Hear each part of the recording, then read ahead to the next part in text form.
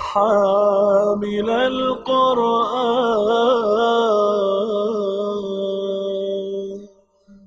اعوذ باللہ من الشیطان الرجیم. بسم اللہ الرحمن الرحیم. ان فی خلق السماوات والارض واختلاف اللیل والنہار لآیات لأولی الالباب الذین یذکرون اللہ قیاما وقعودا وعلی جنوبہم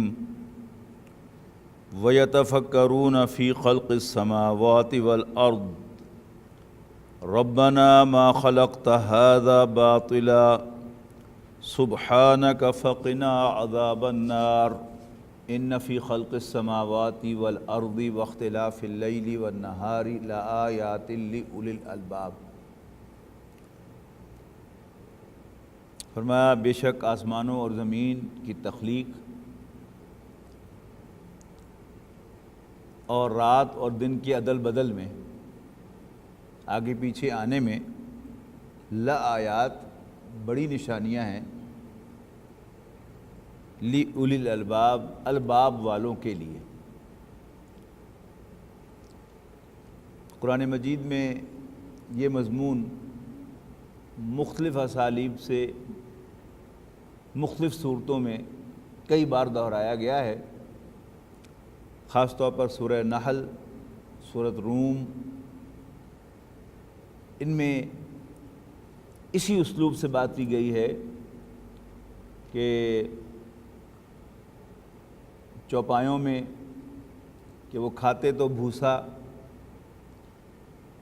اور چارہ ہیں، لیکن اللہ تعالیٰ گوبر اور خون کے بیچ میں سے ان کے لیے تازہ مشروب نکالتا ہے، سائغ للشاربین، جو پینے والوں کے لیے بہت مزیدار ہوتا ہے، یعنی دودھ. پھر فرمایا کہ شہد کی مکھی کہ وہ پہاڑوں پر اور پھلوں پر اور درختوں پر بیٹھتی ہے اور اللہ تعالیٰ اس کے پیٹ میں سے تمہارے لیے انتہائی لذیذ مشروب نکالتا ہے. اور یہ دو بڑی خاص نشانیاں ہیں اس اعتبار سے کہ انسان اپنی ساری ترقی کے باوجود ابھی تک دودھ جو ہے وہ گائے اور بھینس اور بکری سے حاصل کرتا ہے، اور شہد بھی اس میں آرٹیفیشل طریقے اختیار کر کے اس کی مقدار کو بڑھاتا ہے، لیکن انسان نہ ایک قطرہ آج تک دودھ کا بنا سکا ہے اور نہ ایک قطرہ آج تک خود شہد کا بنا سکا. شہد اللہ تعالیٰ نے بنانے کا طریقہ شہد کی مکھی کو سکھایا ہے، اور انسان ابھی تک اس طریقے کو جان نہیں سکا اور اس کو بروئے کار لا کر شہد نہیں بنا سکا. اسی طرح اللہ تعالیٰ نے دودھ کے لیے بکری، گائے، اونٹنی، بھیڑ، بھینس ان کو پیدا کیا ہے، انہی کو طریقہ سکھایا ہے. انسان اپنی تمام تر ترقی کے باوجود دودھ کے رنگ کی چیزیں تو بناتا ہے لیکن دودھ نہیں بنا سکا.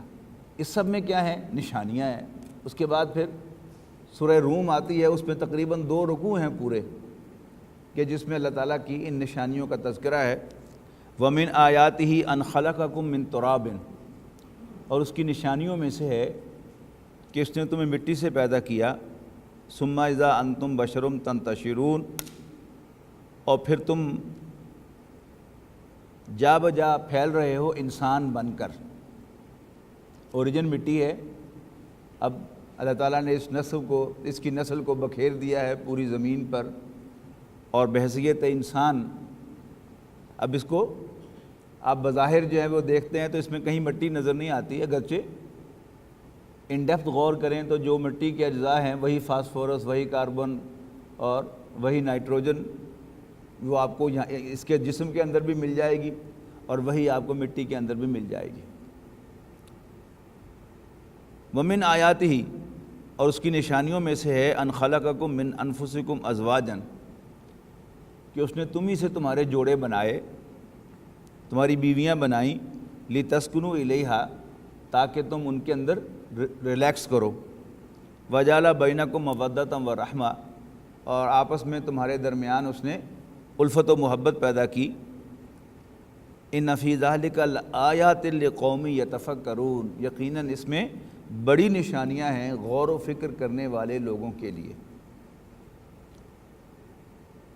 ومن آیاتہ، اور اس کی نشانیوں میں سے ہے خلق السماوات والارض، آسمانوں اور زمین کی تخلیق، واختلاف السنتکم، اور تمہاری بولیوں کا، تمہاری لینگویجز کا اختلاف،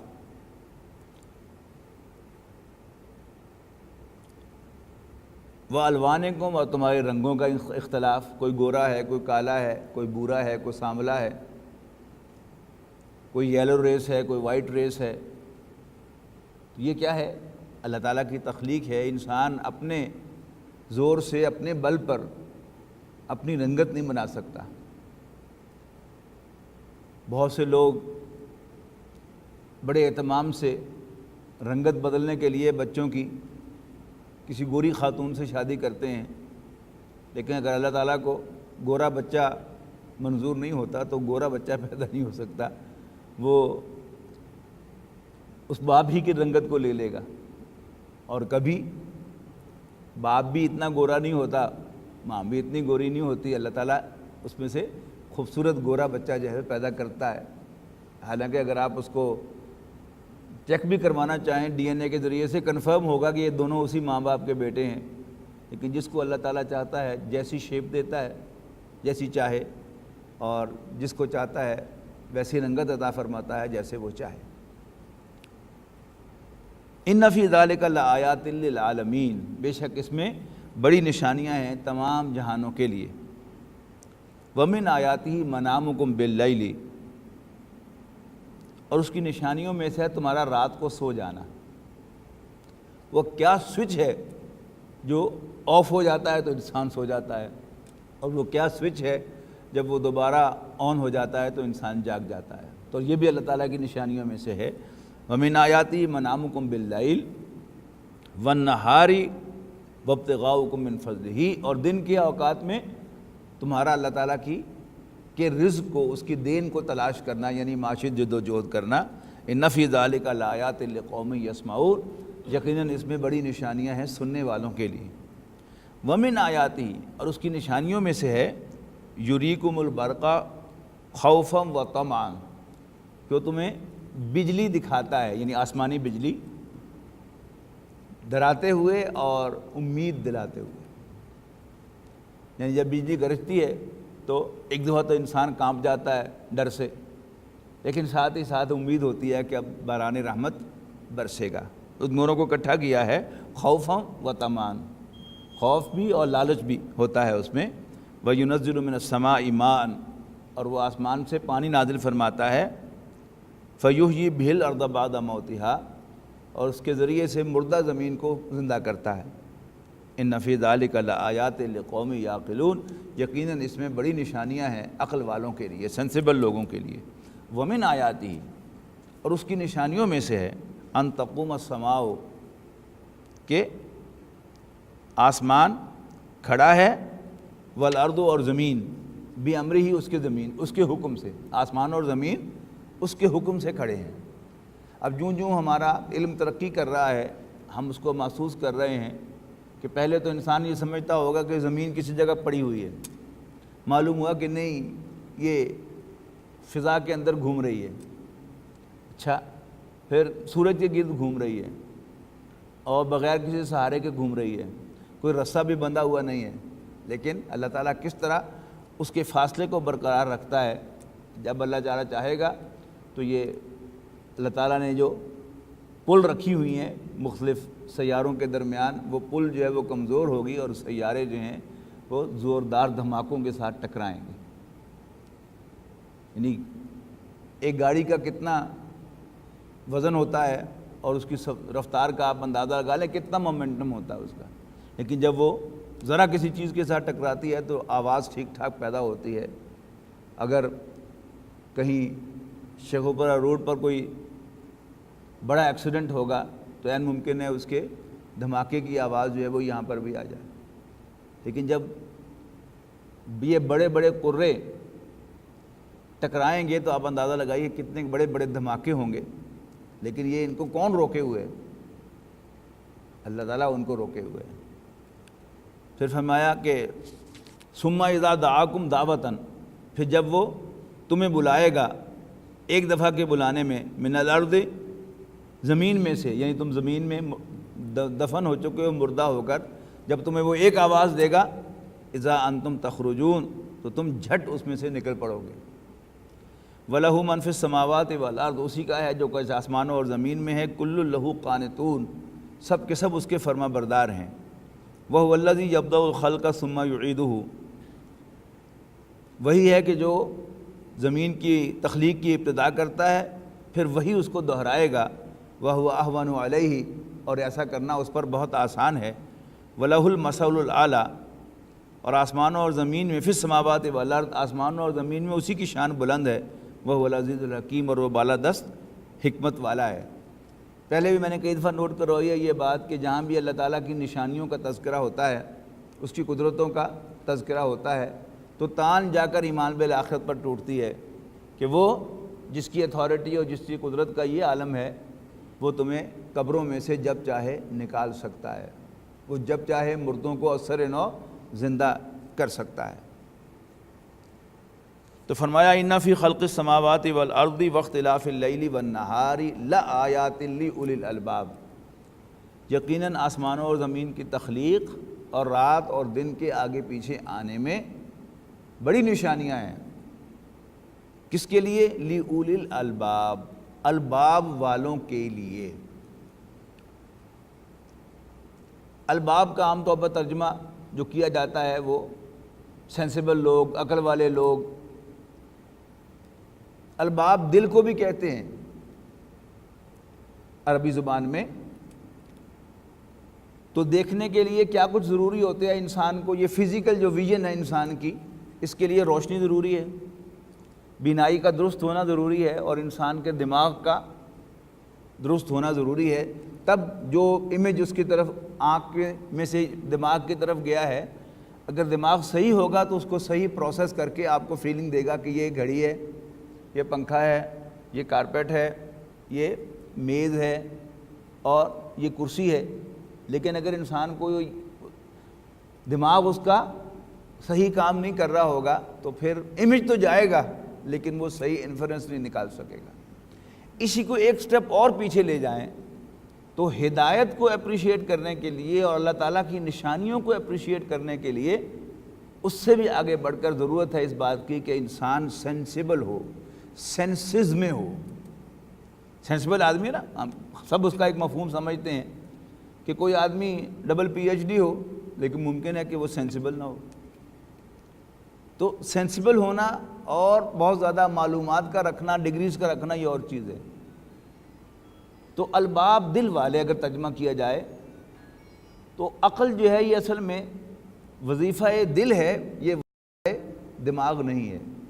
دماغ کا کام کیا ہے کہ جو بھی انفارمیشن اس تک پہنچی ہے آنکھ کے ذریعے، کان کے ذریعے، زبان کے ذریعے، ناک کے ذریعے یا چھونے کے ذریعے، وہ اس کو پروسیس کرے اور آپ کو اس کی ایگزیکٹ فیلنگ جو ہے وہ دے دے۔ یہ کام ہے دماغ کا۔ لیکن اپنے جذبات پر کنٹرول کرنا، حیوان سے مختلف ہونا، اس اعتبار سے یہ کیا ہے؟ یہ انسانیت کی خاص بات ہے، یہ حیوانات کے اندر نہیں ہے۔ اور یہ یوں سمجھیے کہ ایک انسان کا ہارڈ ویئر ہے۔ انسان کا ہارڈ ویئر تو یہ جسم ہے جو نظر آتا ہے، لیکن اللہ تعالیٰ نے انسان کے جسم میں دل کے ساتھ ایک سافٹ ویئر انسٹال کیا ہوا ہے جس کی بنیاد پر ہمارے دل میں خوف پیدا ہوتا ہے یا ہمارے دل میں کسی کے لیے محبت پیدا ہوتی ہے۔ یعنی محبت جو ہے اس کا دماغ کے ساتھ تعلق بہت کم ہوتا ہے۔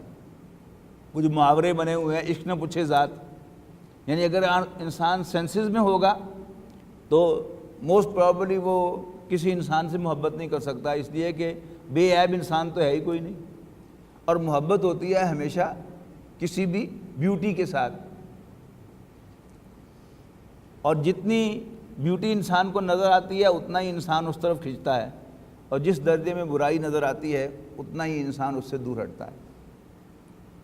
تو یہ دماغ کا کام نہیں ہے، لیکن دل کو ایک بات اچھی لگ جائے تو پھر انسان اس سے محبت کرتا ہے۔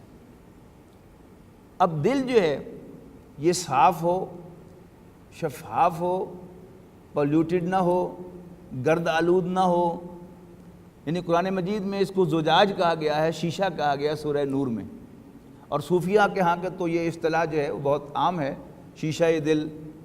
علامہ اقبال نے کہا کہ جب تک نہ زندگی کے حقائق پہ ہو نظر، یہ کیا ہے، یہ زندگی کے حقائق ہے نا، تیرا زجاج ہو نہ سکے گا حریف سنگ، یعنی شیشہ اور پتھر یہ دونوں کیا ہیں، ایک دوسرے کا الٹ ہیں۔ یہ بہت ویک ہے، پتھر جو ہے وہ بہت مضبوط ہے، پتھر آپ شیشے پہ ماریں گے تو شیشہ ٹوٹ جائے گا، لیکن اگر آپ کا دل مضبوط ہوگا تو پھر پتھر ٹوٹ جائیں گے لیکن دل جو ہے وہ آپ کا اپنی جگہ پر مضبوطی کے ساتھ قائم رہے گا۔ تو یہ جو ابھی میں آپ کو پروفائل دکھائی ہے کہ آیات کس کس کے لیے ہیں، یعنی عام طور پر جب عقل والے ترجمہ کیا جاتا ہے تو اس سے جو ماڈرن انٹلیکٹ ہے وہ ذرا اپراتا ہے، اس لیے کہ ان کے نزدیک عقل جو ہے یہ دماغ کا کام ہے، پڑھا لکھا آدمی، سمجھدار آدمی، انٹلیکچوئل جو ہے وہ عقل والا ہے، حالانکہ قرآن مجید سے روح سے وہ عقل والا نہیں ہے، غور و فکر والا ہے۔ ابھی دیکھا نا آپ نے، قوم یسمعون آیا، یتفکرون آیا، تو اگر اس کا آپ ایک پروفائل اپنے ذہن میں بنائیں تو پہلے آپ 3 کا ایک سیٹ اپنے ذہن میں لائیں۔ ان فی ذالک لآیات لقوم یسمعون، سننے والوں کے لیے نشانیاں ہیں۔ پھر فرمایا ان فی ذالک لآیات لأولی الابصار، آنکھوں والوں کے لیے نشانیاں ہیں۔ یہ دونوں کیا ہیں، ڈیٹا کلیکٹ کرتے ہیں کان اور آنکھیں، اور وہ دماغ کو فیڈ کرتے ہیں، اور پھر دماغ غور و فکر کے ذریعے سے اس کا نتیجہ نکالتا ہے۔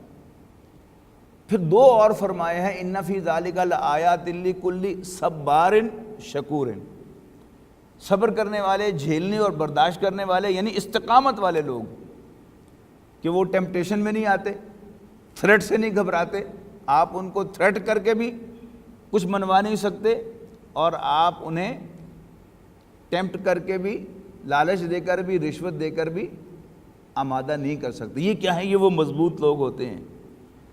ان دونوں کے مجموعے پر قرآن مجید نے عقل کا لفظ استعمال کیا ہے، ان فی ذالک لآیات لقوم یعقلون، عقل والوں کے لیے نشانیاں ہیں۔ مزید ان فی ذالک لآیات لقوم یؤمنون، ماننے والوں کے لیے نشانیاں ہیں۔ ہو سکتا ہے کوئی شخص ہو کہ جو بڑا سمجھدار بھی ہو، بہت پڑھا لکھا بھی ہو، غور و فکر کرنے والا بھی ہو، لیکن اس کا دل صاف نہ ہو، پریجڈس رکھتا ہو اپنے دل کے اندر، کوئی انفلوئنس رکھتا ہو، ضد ہو اس کے اندر، یا تعصب ہو اس کے اندر، یا چودراہٹ ہو اس کے اندر کہ کسی دوسرے کی ماننے کو تیار نہ ہو، تو اس کو بھی یہ نشانیاں کسی کام کی نہیں ہیں اس کے لیے۔ اسی طرح نصیحت حاصل کرنا، یہ بھی آیا قرآن مجید میں کہ اس میں نشانی ہے یا نشانیاں ہیں ان لوگوں کے لیے جو نصیحت حاصل کرتے ہیں۔ تو جو ڈھیٹ آدمی ہے، جسے میں نہ مانوں کا مرض لاحق ہے، اس کے لیے یہ سب نشانیاں بیکار ہیں۔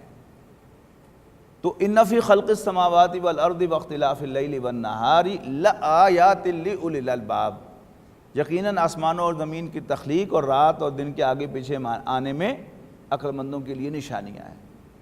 حضرت عائشہ رضی اللہ تعالیٰ عنہ سے روایت ہے، میں مفہوم عرض کر رہا ہوں، کہ ایک مرتبہ نبی اکرم صلی اللہ علیہ وسلم کی میرے ہاں رات بسر کرنے کی باری تھی، تو آپ تشریف لائے اور میرے ساتھ لیٹے اور فرمایا کہ عائشہ اگر تم مجھے اجازت دو تو آج میں رات بھر قیام کرنا چاہتا ہوں، یعنی تہجد پڑھنا چاہتا ہوں۔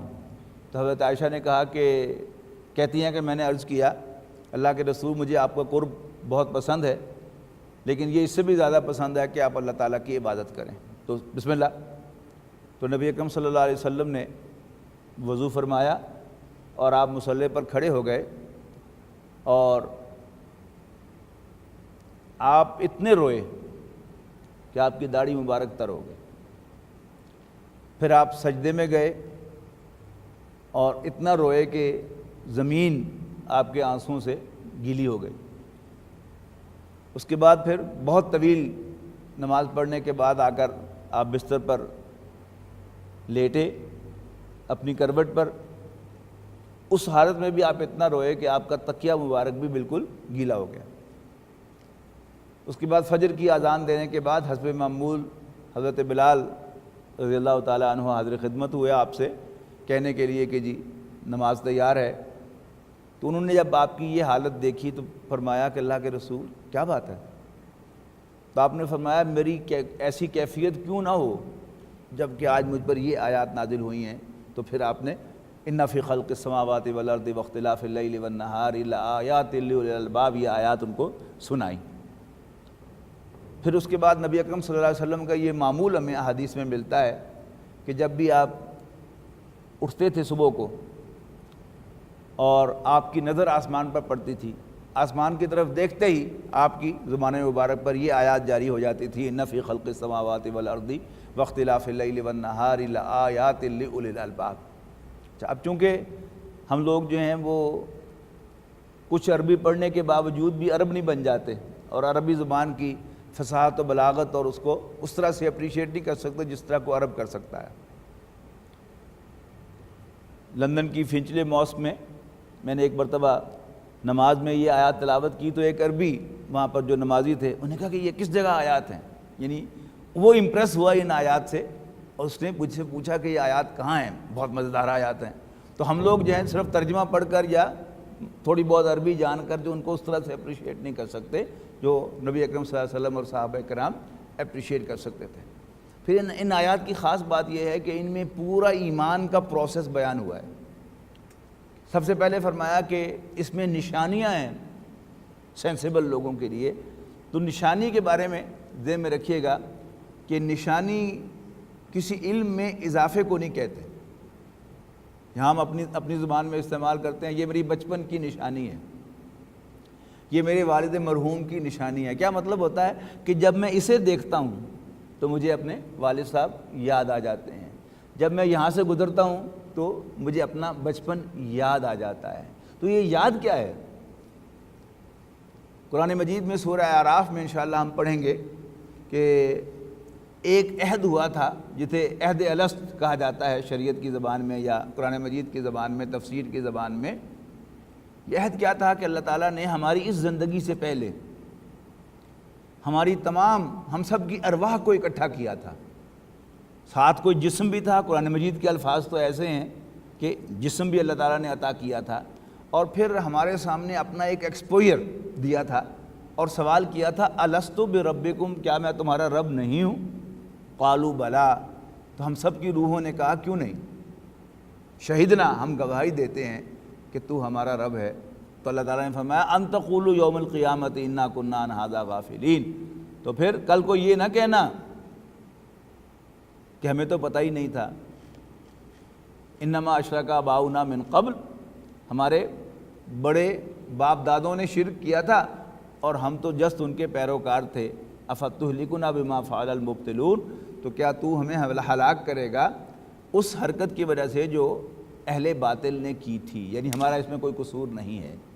تو یہ عہد الست جو ہے یہ حضرت علی فرمایا کرتے تھے کہ مجھے عہد الست یاد ہے، یعنی جس کی روح جو ہے وہ زندہ ہوگی تو اسے وہ یاد ہوگا، لیکن میں عرض کرتا ہوں کہ ہم سب کو یاد ہے، اس لیے کہ ہمارے دلوں میں اللہ تعالیٰ نے ایک جذبہ محبت رکھا ہے، کسی کے لیے بچھ جانا، کسی سے جی لگا کر پیار کرنا۔ وہ ہمارے مختلف ہوتے ہیں مختلف اوقات میں، ہم میں سے کوئی جو ہے وہ دولت سے بے پناہ پیار کرتا ہے اور دولت کے لیے سب رشتوں کو بھی قربان کرتا ہے اور تمام جو بھی چیزیں اس دنیا میں انسان اویل کرتا ہے ان سب کو کامیاب کرتا ہے، لیکن دولت کو گلے لگاتا ہے۔ کوئی ہم میں سے اولاد کو بہت زیادہ پیار کرتا ہے، اولاد کے لیے سب کچھ چھوڑ دیتا ہے۔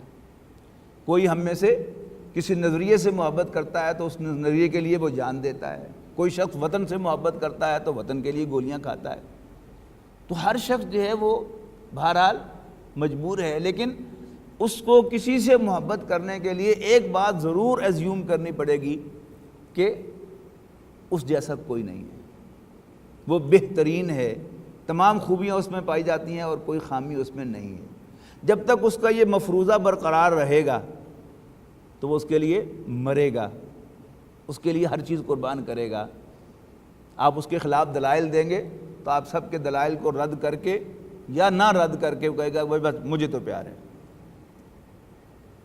لیکن اس وقت تک یہ پیار کرے گا جب تک اسے یہ مفروضہ اس کے دل میں برقرار رہے گا. جو ہی اسے محسوس ہوگا کہ یہ تو وہ نہیں ہے جو میں سمجھا تھا, خواب تھا جو کہ دیکھا, جو سنا افسانہ تھا, اب وہ اس سے اسی درجے میں نفرت بھی کرنے لگے گا, تھوڑا تھوڑا پیچھے ہٹے گا, تھوڑا تھوڑا پیچھے ہٹے گا. تو میری 64 سال عمر ہونے کا آئی ہے. میرا 64 سال کا تجربہ ابھی مجھے یہ نہیں بتا سکا کہ اس دنیا میں کوئی چیز بھی پرماننٹ نہیں ہو سکتی. میں دنیا میں ڈھونڈ رہا ہوں آئیڈیل چیزیں, بے عیب چیزیں. اس دنیا میں بے عیب چیز کوئی نہیں.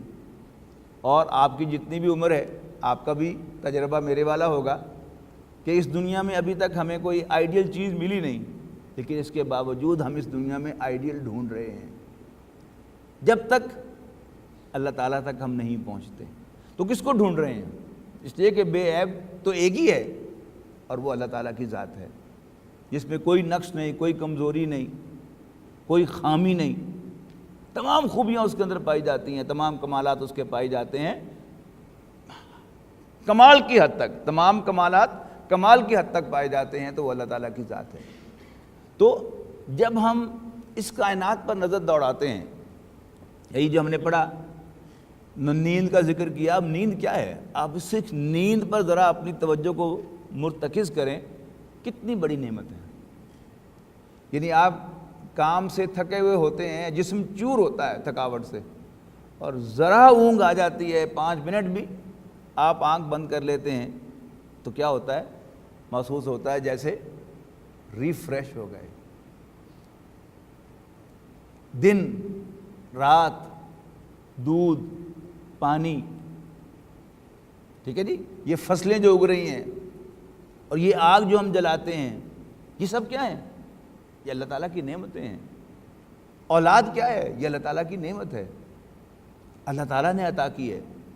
یعنی ایک ایتھیسٹ جو ہے وہ تو یہ ازیوم کیے بیٹھا ہے اور اس پر ضد کر رہا ہے کہ یہ سب حادثتاً ہو گیا, جبکہ ہمارا تجربہ جو ہے اس کے برعکس ہے. یعنی اگر وہ بھی سینسبلی غور کرے گا تو انکار نہیں کر سکتا کہ ہمارا تجربہ یہ ہے کہ جب بھی کوئی ایکسیڈنٹ ہوتا ہے تو اس سے ڈسٹرکشن ہوتی ہے. ایکسیڈنٹلی کبھی کنسٹرکشن نہیں ہوا کرتی. وہ ایکسیپشنلی کو ہو سکتا ہے, جیسے وہ محاورہ ہے کہ کبے نے کسی نے لت ماری سے تو کبسدہ ہو گیا, that is just an accident. لیکن اس کے پیچھے بھی آپ کو نظر آ رہا ہے کہ کوئی بل تھا کہ دھکے سے سیدھا ہو گیا تو ہو گیا, لیکن اس میں بھی کسی نے لات ماری ہے اس کو. تو حادثتاً کوئی چیز نہیں ہوتی.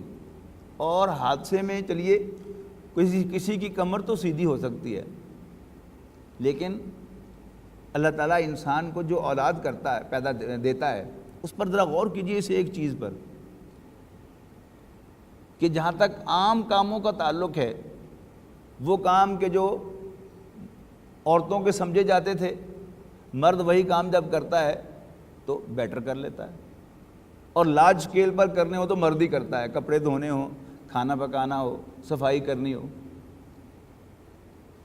اس کے برعکس جو کام پہلے مردوں کے سمجھے جاتے تھے اب عورتیں بھی کر رہی ہیں. ڈرائیونگ عام و عام عورت کر رہی ہے, یہاں تک کہ ہوائی جہاز بھی چلا رہی ہے. ٹھیک ہے, یعنی کم ہے لیکن بہرحال ہو تو سکتا ہے.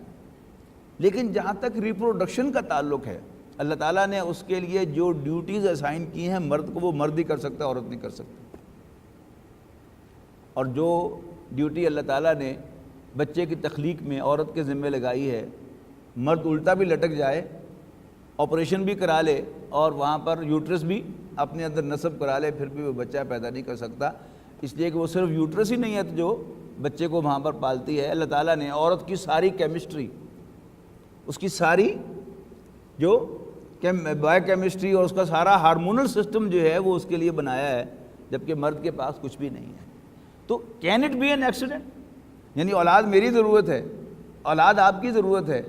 ہم اکیلے وہ اولاد پیدا نہیں کر سکتے, لیکن اللہ تعالیٰ نے ہماری وہ ضرورت کو پورا کرنے کے لیے ہماری بیویاں پیدا کی ہیں, بنائی ہیں, ان کو پوری طرح ایکوپڈ کیا ہے کہ وہ ہمارے نطفوں کو پروسیس کرتی ہیں اور پھر اس سے ایک چائلڈ پروڈیوس کر کے ہمیں ڈیلیور کرتی ہیں. تو یہ ایکسیڈنٹ نہیں ہو سکتا. جب انسان کسی ایک بھی چیز پر غور کرے گا تو اس نتیجے پر پہنچے گا میں جس آئیڈیل کی تلاش میں تھا, میں جس کو ڈھونڈ رہا تھا, جس بے عیب ہستی کو ڈھونڈ رہا تھا, کمال والی ہستی کو ڈھونڈ رہا تھا, وہ تو میرا رب ہی ہے اللہ. وہ اس کو پہچان لے گا. تو یہ سارا ان آیات کا مفہوم ہے ان فی خلق السماوات. یہ کس کو ملے گا؟ سمجھدار ہوگا اور جھیلنے اور برداشت کرنے والا, اسٹرانگ مین ہوگا. Not gold but only men can make a people great and strong. Men who for truth and honour sake steadfast and suffer long. اور مزید برآں اپنے جذبات پر کنٹرول کرنے والا ہوگا اور ضد کرنے والا میں نہ مانوں کے مرض میں نہیں مبتلا نہیں ہوگا. تو اس کو یہ نشانیاں نظر آئیں گی. ان فی خلق السماوات والارض واختلاف اللیل والنہار لآیات. یقیناً آسمانوں اور زمین کی تخلیق اور رات اور دن کے آگے پیچھے آنے میں بڑی نشانیاں ہیں. کس کے لیے؟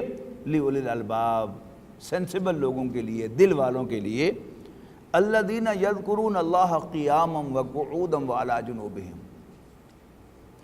جس چیز سے بھی انسان کو واقعتاً پیار ہوتا ہے وہ اسے یاد کرتا بھی ہے, یاد رکھتا بھی ہے. ایک بچہ ہے اور وہ کوئی کھلونا لینا چاہتا ہے, دن رات وہ کھلونے کو یاد کرتا ہے, باپ سے کہتا ہے, ماں سے کہتا ہے. پھر ذرا بچہ بڑا ہوتا ہے تو اس کے دل میں سائیکل کی خواہش پیدا ہوتی ہے. وہ کہتا ہے جی مجھے سائیکل لے دیں, مجھے سائیکل لے دیں. اب سائیکل نہیں بھی لی تو وہ خیالوں میں وہ سائیکل چلا کے وہ باقاعدہ وہ بریک لگا کر جو ہے وہ اسکیٹ کرتا ہے. کیا ہے اس کے ذہن پر وہ سائیکل سوار ہے. تو جب اللہ تعالیٰ کسی کے دل پر سوار ہوگا تو صبح و شام اٹھے بیٹھتے لیٹتے سوتے جاگتے خواب میں وہ اللہ تعالیٰ کو یاد کرے گا. بہت خوبصورت مقام ہے. الذین یذکرون اللہ قیاما وقعودا وعلی جنوبہم. وہ لوگ کہ جو صبح شام یعنی کھڑے بیٹھے اور اپنی کروٹوں میں لیٹے اللہ تعالیٰ کو یاد کرتے ہیں. وَيَتَفَكَّرُونَ فِي خَلْقِ السَّمَاوَاتِ وَالْأَرْضِ, اور آسمانوں اور زمین کی تخلیق میں غور و فکر کرتے ہیں. یعنی اللہ تعالیٰ کو پہچاننا یہ لمبے چوڑے غور و فکر کا تقاضا نہیں کرتا. اگر انسان ہوش میں ہو تو اسے بہت جلد کلک کرے گی وہ چیز. اور جو نبی اکرم صلی اللہ علیہ وسلم نے پری ریکویزٹس بتائی ہیں ان میں ایک بہت اہم پری ریکویزٹ کیا ہے؟ شکر ادا کرنا. آپ نے فرمایا کہ من لم یشکر الناس لا یشکر اللہ. جو انسانوں کا شکر ادا نہیں کرتا وہ اللہ تعالیٰ کا شکر گزار بندہ بھی نہیں بنے گا. تو جو اپریشیٹ کرتا ہے, احسان مانتا ہے, شکریہ ادا کرتا ہے, جس کو شکریہ ادا کرنے کی عادت ہوتی ہے تو وہ چاہتا ہے کہ یہ پانی میرے لیے کس نے بنایا ہے, میں اس کو شکر ادا کروں. یہ اولاد مجھے کس نے عطا کی ہے, میں اس کو شکر ادا کروں. یہ گائے میرے لیے کس نے بنائی ہے. وہ جو بچوں کی نظم ہوا کرتی تھی جو پرائمری کلاسز کے اندر, خدا کا شکر ادا کر بھائی جس نے میری گائے بنائی. یہ کب انسان شکر ادا کرے گا؟ جب دودھ پیے گا تو he would like to be grateful to one who has created this for him. اور جو ہی اس کو کلک ہوگا کہ یہ تو اللہ تعالیٰ میرا رب ہے جس نے میرے لیے سب کچھ کیا ہے, تو پھر اس کا شکر ادا کرے گا, اس کو صبح شام یاد رکھے گا اور پھر غور کرے گا کہ اچھا یہ سب کچھ میرے لیے بنایا میرے رب نے, تو پھر میرا کیا کام ہے, میں کس لیے بنایا گیا ہوں. تو نبی اکرم صلی اللہ علیہ وسلم نے جواب دیا کہ انما الدنیا خلقت لکم, یہ دنیا تمہارے لیے پیدا کی گئی ہے. وانتم خلقتم للآخرہ, اور تم آخرت کے لیے پیدا کیے گئے.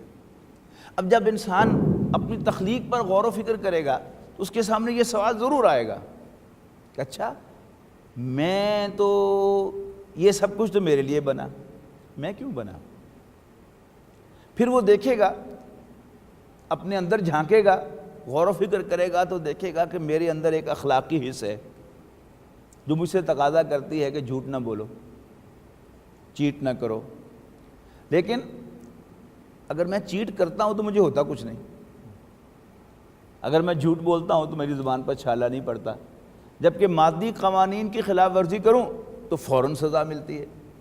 یعنی آپ بے خیالی میں انوالنٹریلی، غیر ارادی طور پر بھی گرم گرم دودھ یا چائے کا یا کافی کا گھونٹ بھر لیں گے تو دن میں تارے نظر آ جائیں گے کہ نہیں. اس کے برعکس اگر میں جھوٹ بولتا ہوں تو میری زبان پر کوئی چھالا نہیں پڑتا، کسی پر زیادتی کرتا ہوں تو کچھ نہیں ہوتا، جبکہ میں اور کوئی قانون توڑوں تو مجھے فوراً سزا ملتی ہے. میں خراب کھانا کھاؤں تو پیٹ خراب ہو جاتا ہے، اور میں حرام کھا لوں تو پیٹ میں کچھ بھی نہیں ہوتا. یعنی مجھے پتا ہے کہ یہ مال میرا نہیں ہے، میرے بھائی کا ہے، لیکن اگر میں چیٹ کر کے کھا جاؤں تو میرے پیٹ میں درد نہیں ہوتا.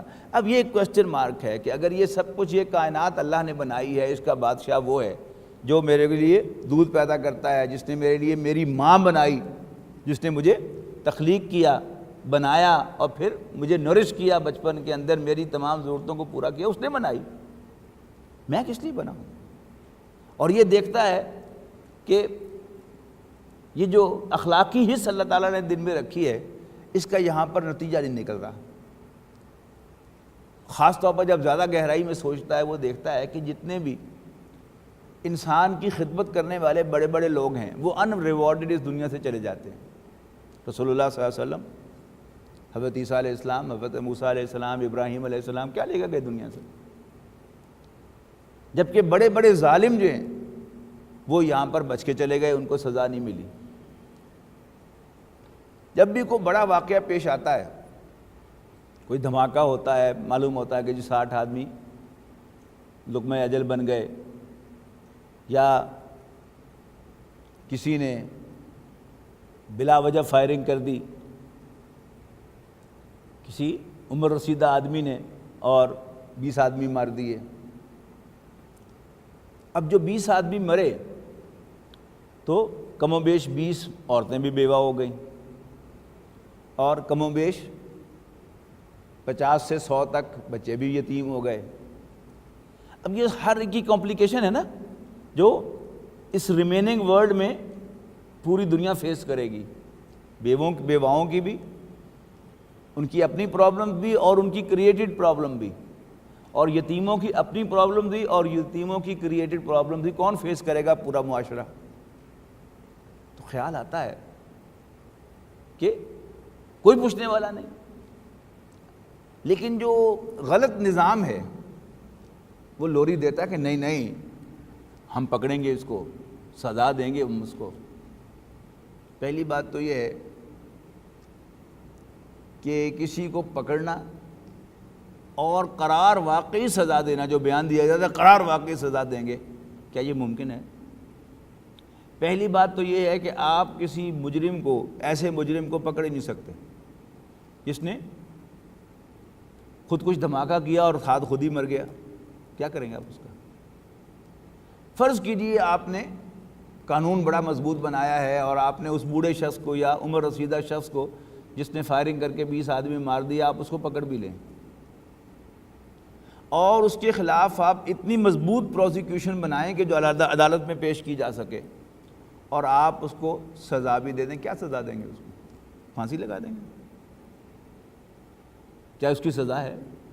اس نے 20 آدمی مارے، 20 عورتوں کو بیوہ کیا اور 70 بچوں کو یتیم کیا. اس نے 80 بچوں کو، 100 بچوں کو یتیم کیا. تو کیا اس کی پھانسی، اس کی سزا ہو سکتی ہے؟ ہرگز نہیں. خواہ جج صاحب اپنے فیصلے میں لکھ بھی دیں کہ 30 دفعہ اس کو پھانسی دی جائے یا 20 دفعہ پھانسی دی جائے، یہ تو لکھنے کی بات ہی ہے نا. اس کا مطلب یہ ہوتا ہے کہ اگر ایک سزا معاف بھی ہو جائے تو پھر دوسری آ جائے، دوسری معاف ہو جائے تو تیسری آ جائے، لیکن پہلی ایگزیکیوٹ ہو جائے تو پھر کیا ہوگا؟ کچھ بھی نہیں. انسان کا دل یہ کہتا ہے یار کوئی ایسا نظام ہونا چاہیے کہ جس میں اس کو 20 دفعہ پھانسی دینی ممکن ہو، تاکہ وہ 20 دفعہ مرنے کی تکلیف برداشت کرے، اور اس کی کوئی ایسی زندگی کی نیچر ہو کہ جس میں اس نے جو ساری کمپلیکیشن معاشرے کے اندر پیدا کیا ان کی سب کی سزا دی جا سکے. اور وہ طریقہ کار کیا ہے؟ وہ آخرت ہے، نہ کوئی شخص اس میں جل کر مرے گا اور نہ جیے گا، مسلسل تکلیف برداشت کرے گا جہنم کی آگ کی۔ تو ربنا ما خلقت ھذا باطلا، اس کائنات پر غور و فکر کے بعد، بشرطے کہ اللہ تعالیٰ کو یاد کر رہے ہوں، اگر اللہ تعالیٰ کو یاد کیے بغیر اس کائنات پر غور و فکر کریں گے تو کوئی نتیجہ نہیں نکلے گا۔ آپ کے ذہن میں ہو کہ یہ کائنات اللہ نے بنائی ہے اور وہی اس کا بادشاہ ہے، وہی چلا رہا ہے، حکومت بھی اسی کی ہے اس پر، تو اور غور و فکر کریں گے تو آپ ان نتائج تک پہنچیں گے کہ ہاں اللہ تعالیٰ اس پر قادر ہے کہ وہ ایسی زندگی انسان کو عطا کرے کہ جس میں اس کے تمام گناہوں کی بھرپور سزا بھی ایک برے آدمی کو مل جائے اور اس کے تمام نیکیوں کی بھرپور صلہ بھی اس کو مل جائے، تو وہ آخرت کی زندگی ہو سکتی ہے۔ یہاں دیکھیے نتیجہ کیا ہے، اس کائنات پر غور و فکر کرتے ہیں اور نتیجے پر پہنچتے ہیں ربنا ما خلقت ھذا باطلا، اے ہمارے رب تو نے یہ سب کچھ بیکار پیدا نہیں کیا، سبحانک تو اس سے بالا تر ہے، تو پاک ہے کہ بیکار کام کرے، فقنا عذاب النار پس ہمیں آگ کے عذاب سے بچا، ربنا انک من تدخل النار، ربا جس کو بھی تو نے آگ میں جھونکا، آگ میں ڈالا، فقد اخزیتہ اس کو تو نے رسوائی کر دیا، وما للظالمین من انصار اور ظالموں کا کوئی مددگار نہیں ہے۔ اس کے بعد پھر وہ کنٹینیو کریں گے وہ لوگ، اصل میں یہ بیان جو ہے یہ صدیقین کا بیان ہے، وہ لوگ کہ جو نبیوں کے بعد سب سے اونچا درجہ کیا ہے، صدیقین کا، پھر شہداء کا، پھر عام صالحین کا۔ اگر آپ اپنے ذہن میں رکھیں گے حضرت ابوبکر کو، حضرت خدیجہ کو اور حضرت علی کو، حضرت زید کو، جو سب سے پہلے ایمان لائے رسول اللہ صلی اللہ علیہ وسلم پر، کیوں ایمان لائے؟ یعنی ایک طرف تو یہ ہے کہ رسول اللہ صلی اللہ علیہ وسلم کی شخصیت اتنی امپریسو تھی اور اتنی کلین اور صاف تھی کہ ان کا دل کبھی یہ قبول نہیں کر سکتا تھا کہ یہ شخص کبھی جھوٹ بول سکتا ہے۔ جتنا قرب ہوتا ہے اتنا ہی انسان کو یقین ہوتا ہے کسی شخص کے کردار پر، لہذا حضرت خدیجہ سب سے قریب ہے، سب سے پہلے ایمان لا رہی ہے، حضرت ابوبکر قریب ہیں، سب سے پہلے ایمان لا رہے ہیں، حضرت علی اسی گھر میں رہتے تھے، ایک چھوٹے بھائی کی حیثیت سے، عمر کے اعتبار سے تو باپ کی طرح تھے آپ ان کے، ایمان لے آئے، گھر کا ملازم زید ابن حارثہ ایمان لے آئے، کیوں کیسے ایمان لائے؟ یعنی اتنی بڑی بات ماننا کوئی آسان کام نہیں ہے، آپ کو یہ ماننا پڑے گا کہ یہ لوگ جو ہیں اپنی سلیم الفطرت ہونے کی وجہ سے وہ ان نتائج تک پہلے پہنچے ہوئے تھے کہ یہ زندگی معلوم ہوتا ہے کل زندگی نہیں ہے، اللہ تعالیٰ اس پر قادر ہے کہ ہمیں موت کے بعد زندہ کرے، اور جب نبی اکرم صلی اللہ علیہ وسلم نے خبر دی تو فوراً قبول کر لیا، یس یو آر رائٹ، ایسا ہی ہونا چاہیے۔ تو ربنا اننا سمعنا منادیا ینادی للایمان، اے ہمارے رب ہم نے سنا ایک منادی کرنے والے کو ایمان کی منادی کرتے ہوئے، فآمنا تو ہم ایمان لے آئے، اتنا ہی فرق ہے، ادھر اس نے پکارا ادھر ایمان لے آئے۔ ربنا فاغفر لنا ذنوبنا، پھر ایمان میں اتنا اونچا درجہ ہونے کے باوجود انہیں کوئی خوش فہمی یا غلط فہمی نہیں ہے کہ ہم بخشائے ہیں، سب سے پہلے کیا کرتے ہیں، ربنا فاغفر لنا ذنوبنا، تو اے ہمارے رب تو ہمارے گناہوں کو بخش دے،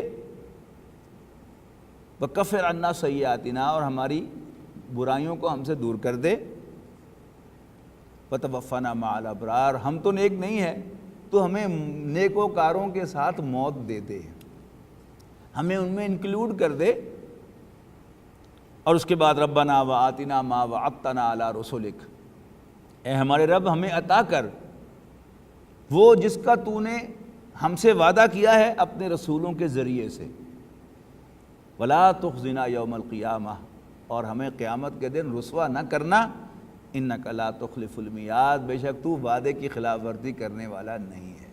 ہم سے تو وعدے کی خلاف ورزیاں ہوتی رہتی ہیں، لیکن تو نے وعدہ کیا اپنے نبیوں کے ذریعے سے کہ جو بھی ایمان لائے گا میرے نبی پر اور اس کا اتباع کرے گا تو میں اس کی برائیوں کو اس سے دور کروں گا اور اس کو جنت میں داخل کروں گا، تو اپنا وعدہ پورا کر دے اگرچہ ہم تیرا وعدہ پورا نہیں کر رہے۔ بارک اللہ لی ولکم فی القرآن العظیم ونفعنی وإیاکم بالآیات والذکر الحکیم۔